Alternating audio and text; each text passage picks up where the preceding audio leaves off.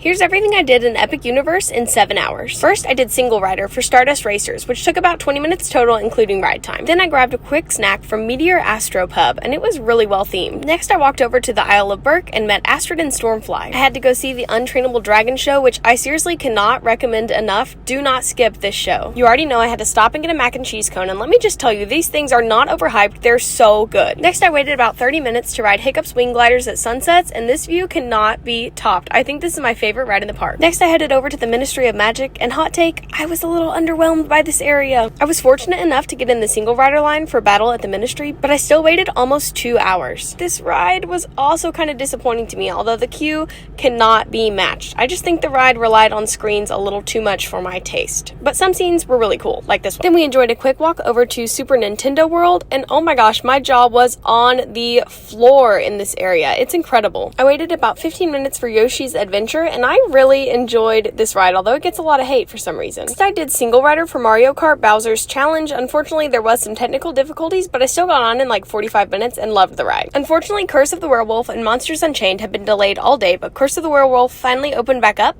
and I was able to ride that with only about a 15-minute wait. Dark Universe is incredible at night. I decided to run over and ride Hiccup's Wing Gliders, which at this point it was a walk-on, and it was so much fun at night. To close out the night, I ran over to Donkey Kong Country to ride Minecart Madness.